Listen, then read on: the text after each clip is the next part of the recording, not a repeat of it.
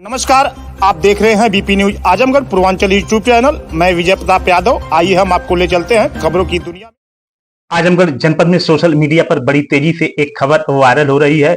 एक history sheeter की history खोलने के संबंध में आपको बता दें कि आजमगढ़ एसपी हेमराज मीणा ने हिस्ट्री शीटर आजमगढ़ जनपद के जीएनपुर कोतवाली क्षेत्र के रामगढ़ निवासी तेज प्रताप राय की खोली हिस्ट्री। एसपी आजमगढ़ हेमराज मीणा की इस कार्रवाई से अपराधियों में जहां हड़कंप मचा हुआ है पूरे जिले में, तो वहीं पर आपको बता दें कि तेज प्रताप राय आजमगढ़ जनपद के रामगढ़ के निवासी हैं। उनके ऊपर आजमगढ़ जनपद में विभिन्न थानाओं में विभिन्न मुकदमे आपराधिक दर्ज हैं। जिले में आपको बता दें कि शांति व्यवस्था बनाए रखने हेतु अपराधियों और अपराध पर लगाम लगाने हेतु एसपी आजमगढ़ हेमराज मीणा द्वारा यह कार्रवाई की गई है। जब से तेज प्रताप राय को यह जानकारी हुई कि एसपी आजमगढ़ द्वारा मेरी हिस्ट्री खोली गई है सोशल मीडिया के माध्यम के से, तो उन्होंने एसपी आजमगढ़ और डीआईजी पर क्षेत्र आजमगढ़ मंडल व मानव अधिकार को पत्र देकर अपने बचाव में न्याय की गुहार लगाई। जी, मैं तेज प्रताप राय, पिताजी का नाम मेरे श्री ओम प्रकाश राय है। मैं रामगढ़ गांव के निवासी हूं। जीएनपुर थाना जनपद आजमगढ़ का रहने वाला हूं। जी, एसपी आजमगढ़ द्वारा जी आपकी हिस्ट्री खोली गई है। जी, इस पर आपका क्या कहना है? देखिए सर, हमारा कोई, मैं तो ऐसा वो पेशेवर मुलजिम हूँ नहीं। गांव में एक रसूखदार व्यक्ति हैं, काफ़ी धनपशु आदमी हैं और प्रभावशाली व्यक्ति हैं। उनके प्रभाव में आए दिन जो है रोज़ मेरे नाम से फर्जी दूसरे तीसरे दिन किसी न किसी को आगे करके एप्लीकेशन दिलवाते रहते हैं थाने पे और मुकदमा लगवाते रहते हैं, फर्जी मुकदमा। क्योंकि वो हमारे प्रधान जी के, गांव के प्रधान जी के परिवार के सदस्य हैं, कमलेश राय जी हैं, और उनके और भी प्रदेश राय, केदार राय, उनके सहयोगी एक हैं गड़ोरा मझोरा के राजेश राय हैं, जो खुद 302 के अपराधी हैं। उनका बेटा वो मिल के जो है गांव में ही हत्या कर दिए। आए दिन हमको धमकाते रहते हैं, दबाव देते रहते हैं, क्योंकि मैं इनके खिलाफ, इनके घर के सामने एक पोखरी है और पोखरी जो है वो सरकारी ज़मीन है, धारा 132 की रिजर्व लैंड है। बाहा और पोखरी दोनों एक कब्जा किए हुए हैं बहुत दिन से। उस पर सहन के रूप में इस्तेमाल करते हैं, बाउंड्री वाल बनाए हैं। तो मैं उसकी शिकायत जो है यहाँ तहसील प्रशासन में दिया कि इसको खाली कराया जाए। तो यहाँ से जो आपके ऊपर मान लीजिए 16 में भी मुकदमा हुआ, 17 में भी हुआ, 18 में भी हुआ और फिर 24 में भी हुआ, 25 में भी हुआ। देखिए, सबको देखते हुए जो है कि आपकी हिस्ट्री खोली गई है एसपी आजमगढ़ द्वारा। देखिए सर, क्या है, कहीं ऐसा नहीं है कि ये सारा मुकदमा जो है इन्हीं के द्वारा किया गया है। तरह तरह का कुचक्र करके ये हमको दबा के रखना चाहते हैं। ये मामला पुराना है। इनके चाचा एक हैं, अभी चारपाई पर रहते हैं। वो तो जो है शराब के नशे में आके गाली गलौज किया करते थे। एक आध बार हमसे उनसे विवाद हुआ है, तो उसी को लेकर के इनको ये लगता है कि अरे ये तो हमारा ईगो हर्ट हो रहा है।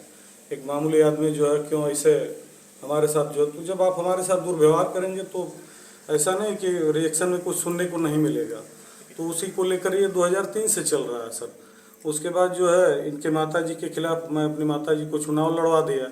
ये निर्विरोध होना चाहते थे, सबको दबाव और प्रभाव प्रलोभन दे करके अपने फेवर में कर लिया था। इनका विवाद आपसे कब से चल रहा है? ये विवाद तो बहुत, अगर देखा जाए पारिवारिक विवाद तो 2003 से चल रहा है इनका। और चुनावी रंजिश 2021 से उसको रखते हैं ये। और 2021 के बाद फिर हमने इनका जो पोखरी का है कब्जे का, उसको लेकर के तहसील पे शिकायत किया। इनको क्या पड़ी है कि जगह जगह हर थानों में, जैसे और रौनक से लेके जीएनपुर और थानों में मुकदमा दर्ज। ये पहुंच वाले लोग हैं सर। ये कोई मामूली व्यक्ति नहीं है, करोड़पति लोग हैं। और इनका फितरत है कि जमीन, सरकारी जमीन हथिया लेना, विरोध करने पे किसी को जो है धमकी देना। ये तो मेरी हत्या, मेरे परिवार में किसी की भी हत्या करा सकते हैं, मेरी भी हत्या करा सकते हैं। मैं अभी कल ही इसको जो है कप्तान साहब को और डीआईजी साहब को एक प्रेषित किया हूँ अपना पत्र के माध्यम से शिकायत। क्या कुछ पत्र के माध्यम से शिकायत की? मैं शिकायत वही किया हूँ कि रंजिश जो है आपसे, जो हमारा गाँवी राजनीति को लेकर के है और पोखरी के कब्जे को लेकर के है, जिसमें इनको छटपटाहट है। और एक ये बाबू शिवपत्तर राय महाविद्यालय चलाते हैं, वहाँ भी एक सरकारी ज़मीन का एक बड़ा टुकड़ा जो रोड के किनारे है, काफ़ी कीमती, करोड़ों की ज़मीन है, उसको बहुत कम वैल्यूएशन की ज़मीन से पैसे के बल पे जो फेरबदल करके इन्होंने ट्रांसफ़र करवाया विद्यालय के नाम पे, जिसका मैं मुआयना करवा रहा हूँ अभिलेख में। और काफ़ी उसमें कई बिंदु ऐसे हैं जिसमें ये 420 के मुकदमे में जेल भी जा सकते हैं और वो गिराया जा सकता है राजस्व द्वारा। तो मैं तो सरकार की मदद कर रहा हूँ एक तरीके से। ये भूमाफिया है समझ लीजिए। महाराष्ट्र में भी इन्होंने वहाँ से भी न्यूज आती है कि सरकारी स्कूल के भूखंड पे इन्होंने कब्जा करके होटल बनाया हुआ है। क्या क्या आपके पास सबूत है भूमाफिया का? वहाँ से एक पत्रकार मैडम है जो ट्वीट करती हैं, तो हमको वहाँ से भी मिलता है न्यूज, उधर से भी आता है, सब जुड़े हैं। हम लोग भी मुंबई कभी गए कमाने खाने के चक्कर में, तो वहाँ भी हम लोगों से परिचय है सबसे, तो इस आधार पे हम जान रहे हैं। और चूँकि प्रूफ है आपके पास जी, यहाँ कैसे भूमाफिया का प्रूफ है? यहाँ तो अरे सरकारी विद्यालय जो ये बाबू सिपोत्तर राय महाविद्यालय है, उसके सामने गाटा संख्या 257 जो है वो बंजर भूमि है, और उसको जो है 2015 में हेर फेर किया गया, तो वो जमीन मेन रोड पे है। और जो ये जमीन उसके बदले में दिए हैं राजस्व विभाग को, वो जमीन एकदम पीछे है, जो चक रोड से बहुत दूर है, और वो काफ़ी सस्ती ज़मीन है। तो दोनों के वैल्यूशन में बहुत फर्क है। और ग्राम पंचायत सदस्यों को मिला करके ये अपना प्रस्ताव बना करके कर लिए हैं उसको, लेकिन उसमें तमाम बिंदु है जिसमें ये फंसेंगे। और ये सबसे बड़ा मामला, इनके घर के सामने जो ये 300 साल से कब्जा करके पोखरी की ज़मीन बैठे हैं, इनको तहसील प्रशासन को प्रभाव में ले लिया कि मतलब खाली नहीं हुआ अब तक। तो मुझे हाईकोर्ट उच्च न्यायालय जाना पड़ा। अभी मामला चल रहा है वहाँ। मई तक का वो तहसील प्रशासन को समय मिला है 90 दिन का। हमारा कंटेम्प्ट मान लिया गया है, लेकिन 90 दिन का समय कोर्ट ने दिया है कि इसके अंदर तजवीज़ानी को देख करके और इसको जो है आर्डर को कंप्लायंस कराया जाए यहाँ। तो अभी उसमें हिलावाली चल रही है। एक प्रभावशाली लोग हैं, कोई कमज़ोर लोग नहीं हैं, और साथ में अपराधी रहते हैं। इनके घर में 10 असलाह है। जब भी पैमाइश होती है तो नहीं, लाइसेंसी तो जो अपराध जिसका सिद्ध हो चुका है, जो सजा याफ्ता मुजरिम है, उसके नाम पे भी बंदूक है, वो भी लेकर के आता है। आखिर तो ये तो सोचने वाली बात है ना कि इसका लाइसेंस रद्द क्यों नहीं हुआ। ऐसे लोगों से खतरा है ना, हम लोगों को, समाज को खतरा है, सबको खतरा है। आपको भी सजा हो चुकी है जी? आपको भी सजा? नहीं सर, आरोप लगाए हैं, फर्जी आरोप है, न्यायालय में चल रहा है। मैं सजा नहीं हुई? नहीं, कुछ नहीं। सजा फर्जी मुकदमे में सजा कितना कैसे करवाएंगे? हमारे पास भी एविडेंस है, बचाव का है। अभी हाल ही में 1 जनवरी 2025 को हमारे ऊपर मुकदमा लगवाए चाकूबाजी का। मेरे पास वीडियो क्लिप है, रिकॉर्डिंग है कि मैं अपने घर पे हूँ, जिस समय जहाँ वारदात दिखा रहे हैं उससे आधा घंटा पहले, आधा घंटा बाद तक मैं अपने घर हूँ। अच्छा, हम आपसे पूछना चाहते हैं जी कि माननीय एसपी साहब ने आपकी हिस्ट्री खोली है जी, तो उसमें आपका क्या प्रतिक्रिया देना है? आप क्या कुछ कहना चाहते हैं एसपी साहब से, डीआईजी साहब से, मानवाधिकार से? आप बोल रहे हैं कि हर जगह मैं एप्लीकेशन डाला। मैं एसपी साहब से पत्र के माध्यम से यही अपनी बात रख रहा हूँ, क्योंकि यहाँ थाने पे तो हमारी सुनवाई होती नहीं है। तो हम 2 बार बल्कि दे चुके हैं प्रार्थना पत्र की जो भी मुकदमे हमारे ऊपर लगाए जा रहे हैं, ये पोखरी की जमीन को लेकर के काउंटर करने के लिए उसको लगाया जा रहा है कि इसके एवज में इनको फंसा करके इनके ऊपर दबाव बनाया जाए, ताकि ये अपनी जो पिटीशन है उसको, जो प्रार्थना पत्र है, वह सब वापस ले लें, मुकदमे की पैरवी न करें और हमारा कब्जा जस का तस बना रहे। इसलिए हमको हमारा रास्ता रुकवाते हैं, धमकी दिलवाते हैं जान माल की। और राजेश राय नाम का व्यक्ति है, गड़ोरा मझौरा का रहने वाला, वो हत्यारा है, मुजरिम है, वो सजा याफ्ता मुजरिम है, हाईकोर्ट में विचारणी है। वो आए दिन हमको धमकाते रहता है, और उसकी भी फोटो वीडियो मौजूद है, फोटो है हमारे पास। यहाँ जब भी पैमाइश होती है तो आके बैठ जाता है, 10 लोगों को लेकर के प्रभावित करना चाहता है। वो तो प्रशासन के लोग कभी कभार आ जाते हैं, तो एक आध बार आ चुके हैं प्रशासन के लोग, तो थोड़ा सा वहाँ नॉर्मल, नहीं तो ये वहाँ भी हमसे मारपीट करने पे हम आता रहते हैं लोग। ये सारे मुकदमे फर्जी हैं सर।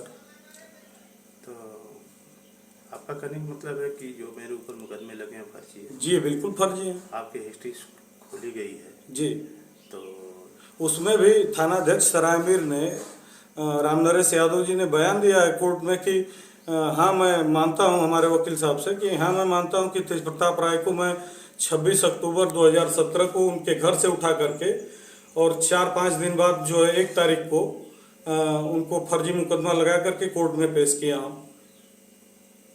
तो इस तरीके के बयान है। किस दबाव में रामनरेश यादव ये बयान देती है? अपने उच्च अधिकारियों को बता रहे हैं, अब तो वही जानेंगे वही समझेंगे, लेकिन ये कहीं ना कहीं सब राजनीतिक कुचक्र है। प्रधान जी जिनके ऊपर आप आरोप लगा रहे हैं जी, कमलेश राय जी, वो घर पे भी नहीं रहते हैं, वो तो नहीं आते जाते रहते हैं 15 दिन 20 दिन महीने पे, और उनका जो है सारा हवाला का एक तरीके से ब्लैक मनी उनका जो भी जितना भी है उस सबका देख रेख राजेश राय करता है। ये राजेश राय का इसमें क्या ताल्लुक?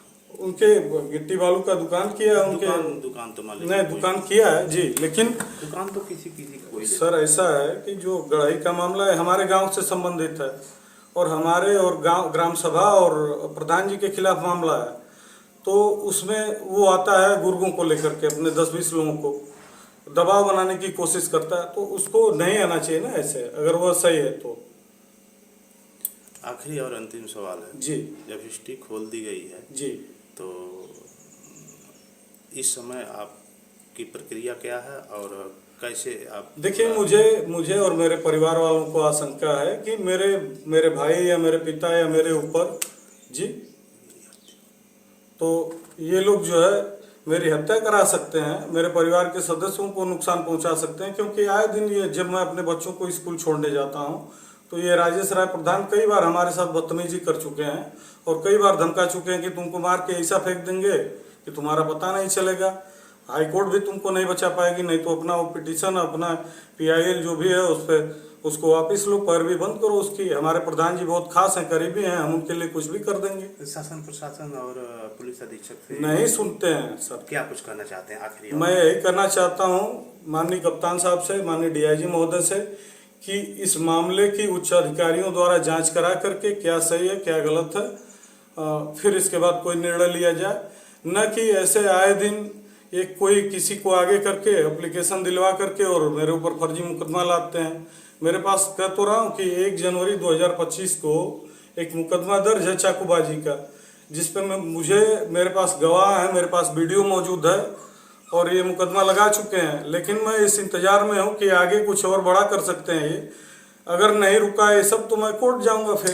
तिरुपति भाई 16, 17 जी और 18, 24, 25 लगातार इसमें दिखाया जा रहा है। मैं कह रहा हूँ सर कि अभी ये फिर जो है किसी को खिला पिला करके, और आए दिन मैं रास्ते में जाता हूँ तो गाली गलौज सुनता हूँ, फिर किसी को जो है कुछ आगे करके पैसा वैसा खिला के मुकदमा छोटा मोटा लगा देंगे, संख्या बढ़ा देंगे, हम हमारी परेशानी बढ़ा, हमारी सुनवाई नहीं होती है। मेरे चचेरे भाई के यहाँ कैमरा लगा हुआ है, प्रधान जी के घर के सदस्य उसमें दिख रहे हैं और कैमरा तोड़ के ले गए, उनका मुकदमा नहीं लिखा गया।